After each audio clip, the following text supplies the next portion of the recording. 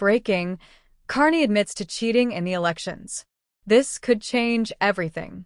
In a stunning turn of events, Prime Minister Mark Carney has made headlines by admitting to irregularities during the recent election campaign. This revelation could have profound implications for the political landscape in Canada, especially as the nation gears up for a pivotal moment in its governance. The admission, though vaguely worded, has sent shockwaves through the political establishment, prompting calls for a thorough investigation and raising serious questions about the legitimacy of the current government. During a hastily arranged press conference, Carney acknowledged that certain campaign strategies may have crossed ethical lines, raising questions about the integrity of the electoral process. While he stopped short of offering specific details, his admission alluded to potential misuse of campaign funds, questionable polling practices, and possibly even coordinated disinformation campaigns aimed at swaying public opinion. This admission comes at a time when public trust in political leaders is already fragile, and it could significantly impact his standing as the leader of the Liberal Party and Prime Minister. The ambiguity of his statement has only fueled speculation and demands for greater transparency. Carney's admission has sparked a wave of reactions across the political spectrum. Conservative leader Pierre Poilievre has seized the opportunity to criticize Carney, framing the admission as indicative of a broader pattern of dishonesty within the Liberal government. Poilievre, known for his sharp rhetoric and populist appeal, wasted no time in calling for Carney's resignation and demanding a full public inquiry into the alleged election irregularities. He accused the Liberal Party of undermining the democratic process and betraying the trust of Canadian voters.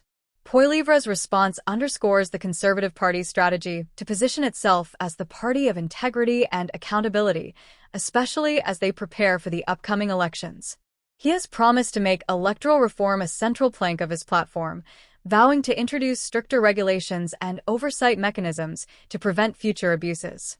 In the midst of this political turmoil, Alberta Premier Danielle Smith has been making headlines with her ambitious proposals aimed at reshaping the relationship between Alberta and the federal government.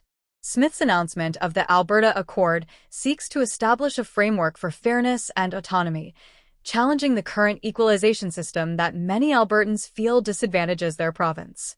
Her proposals have been met with mixed reactions, with some praising her for standing up for Alberta's interests and others criticizing her for potentially destabilizing the federation.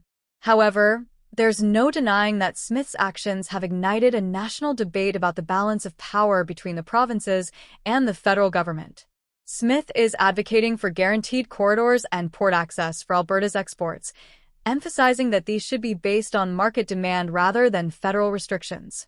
This demand is rooted in Alberta's frustration with federal policies that have hindered the development and export of its natural resources, particularly oil and gas. Smith argues that Alberta should have the right to freely access international markets without being subjected to arbitrary restrictions imposed by Ottawa. She also calls to end federal interference in provincial resource development, including the repeal of laws perceived as detrimental to Alberta's economic interests. This demand reflects Alberta's long-standing grievances over federal environmental regulations that have been seen as unfairly targeting the province's energy sector. Smith contends that Alberta should have greater control over its own resources and the ability to develop them in a sustainable manner without undue interference from the federal government. Furthermore, Smith demands that Ottawa cannot impose export taxes or restrictions without Alberta's consent, aiming to protect provincial interests. This demand is aimed at preventing the federal government from using its taxation powers to disadvantage Alberta's economy. Smith argues that any export taxes or restrictions should only be imposed with the explicit consent of the province, ensuring that Alberta's interests are protected. Finally, she pushes for equal per capita federal transfers and equalization payments that match those received by other provinces like Quebec and Ontario. This demand strikes at the heart of the equalization system, which is designed to redistribute wealth from wealthier provinces to poorer ones. Smith argues that Alberta is unfairly penalized by the current system, which she claims disproportionately benefits other provinces at Alberta's expense. These demands reflect a growing sentiment in Alberta that the province deserves a fairer deal from the federal government, and they resonate with many voters who feel that their contributions are not adequately recognized. Smith's proposals have sparked a fierce debate about the future of Canadian federalism and the role of Alberta within the Federation. Smith's establishment of the Alberta Next Panel aims to engage Albertans in discussions about the province's future within Canada. This panel will explore potential reforms and could lead to a referendum in 2026, allowing citizens to voice their opinions on Alberta's status and relationship with Ottawa. The panel is composed of leading experts from various fields, including law, economics, and political science, and is tasked with developing a comprehensive plan for Alberta's future. While Smith has made it clear that separation is not an automatic option on the ballot, she respects the democratic process and is open to a referendum if there is sufficient public support. This approach could empower Albertans to take an active role in shaping their political future. The possibility of a referendum has added a new dimension to the debate about Alberta's place in Canada, raising questions about the future of the Federation and the potential for further constitutional negotiations. As these developments unfold, media scrutiny remains intense. Smith has faced criticism from outlets like the CBC, which have questioned her decisions and framed them as controversial. These outlets have accused Smith of playing a dangerous game of brinkmanship and potentially undermining national unity. However, supporters argue that her initiatives are necessary for Alberta's economic survival and autonomy.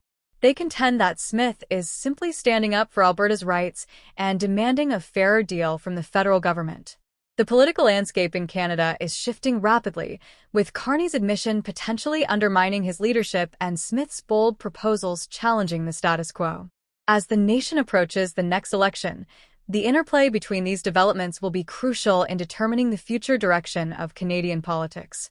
The uncertainty surrounding Carney's admission and the potential for a referendum in Alberta have created a volatile political environment, making it difficult to predict the outcome of the next election. The coming weeks will be critical as both Carney and Smith navigate their respective challenges, and the electorate will be watching closely to see how these issues unfold. The decisions made by these leaders will have far-reaching consequences for Canada's future.